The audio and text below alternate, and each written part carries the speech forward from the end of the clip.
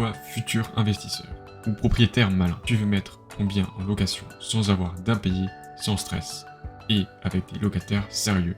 Eh bien, t'es au bon endroit. Cette vidéo, je vais te montrer comment choisir un bon locataire, étape par étape, depuis l'annonce jusqu'à la signature du bail. Et puis, je te partagerai ma méthode très concrète du terrain, celle qui m'a bien évité des galères et des stress. Allez, on rentre tout de suite dans le vif du sujet. Dans un premier temps, je te montrerai comment créer ton annonce qualitative. Donc avant ça, on aura vu dans cette série de vidéos comment acheter son bien et dans quel secteur l'acheter pour attirer de bons locataires. On verra ensuite dans un second temps la candidature, quelle candidature retenir, ensuite l'appel du locataire qui sera très important, à la fin les visites et pour conclure quelques conseils pratico-pratiques. Alors sans plus tarder, sur la première partie, comment créer une annonce qui attire des bons profils.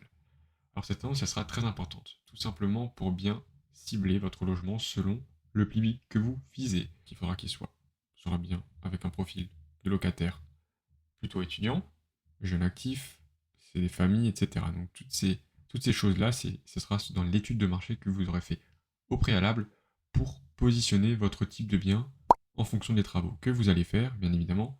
Si c'est un petit bien, vous allez attirer une clientèle qui sera vraiment pas la même que un plus grand logement si vous souhaitez faire une colocation, etc. Donc c'est toutes ces choses-là que vous aurez réfléchi au préalable de votre investissement pour positionner votre bien. Alors, très important, et c'est ce que je prends en compte moi, c'est qu'il faudra le meubler de façon la plus qualitative possible dans l'objectif d'attirer le bon profil de locataire qui vous apportera le moins de problématiques possibles et qui vous paiera à la fin du mois. Il sera positionné par conséquent dans la bonne fourchette de prix et plus précisément sur la fourchette haute de votre marché si vous meublez qualitativement votre bien et que vous avez fait des travaux. Vous allez ensuite avoir une annonce claire, précise et bien illustrée avec des belles photos. Il faut que votre annonce soit bien rédigée, des photos de pièces lumineuses, réalistes, une cuisine, une salle de bain par exemple, une chambre qui sera mise en valeur. N'hésitez pas à faire appel à des photographes spécialisés là-dedans ou des amis qui font de la photo, c'est toujours sympathique et c'est tout de suite plus qualitatif. Ensuite, on verra sur tout ce qui est réception de candidature. Il va falloir filtrer via le gestionnaire de profil. Si je prends par exemple l'application la plus connue sur Le Bon Coin, vos locataires, donc vous allez être l'annonce, vos locataires vont directement vous répondre par messagerie, décocher le fait qu'ils puissent vous appeler directement. Pourquoi? Parce que du coup, ça va vous permettre de filtrer, qu'ils vous envoient directement les messages et demander du coup de compléter ce profil de gestionnaire de locataire. Vous allez pouvoir en apprendre grandement sur ces locataires, notamment le temps de location qui prévoit, le niveau de revenu, idéalement, et moi je le demande, c'est 3 fois le loyer. Alors après, effectivement, il peut y avoir différents cas, mais à minima 3 fois le loyer. Des garants, s'il y a une garantie visuelle, ce sera noté tout cela dedans. Et vérifiez bien l'orthographe. C'est quelque chose qu'on n'a pas forcément, ou qu'on n'envisage pas forcément au début, mais qui peut en dire assez long sur le profil de locataire. N'hésitez pas à souscrire une garantie de loyer impayé pour les locataires, et ça c'est important. C'est pour ça que je le mettais auparavant, c'est 3 fois le loyer minimum. Une fois que vous avez sélectionné vos profils, il va falloir appeler ces locataires. Vous avez fait votre présélection. Mon conseil, retenez 3 profils maximum qualitatifs. Ça sert à rien d'en avoir une quinzaine. L'objectif, c'est d'avoir des rendez-vous le plus qualitatifs possible et de vous faire gagner un maximum de temps lors du jour de la visite. Ce jour de la visite, vous fixez vos 3 rendez-vous, les uns après les autres, consacrez un certain temps à ces personnes-là. C'est important, du coup, que vous puissiez avoir assez de temps sans avoir trop de stress. Et là, vous allez vous faire votre premier feeling aussi avec ces locataires. Si vraiment vous ne les sentez pas, vous pouvez en exclure et en resélectionner d'autres sur votre liste. Maintenant, c'est l'heure de la visite. Donc, pour la partie visite, le jour de cette visite, c'est vraiment important de valider ou non votre futur locataire. Donc, alors voici ma méthode. Avant la visite, j'envoie un email standard avec tous les documents, s'ils sont intéressés, qu'ils doivent me renseigner tel et tel document. Si la personne, par exemple, n'a pas rempli ces documents avant la visite, ou pendant la visite, je vais lui demander, et si elle souhaite se positionner, qu'elle me l'envoie le jour J.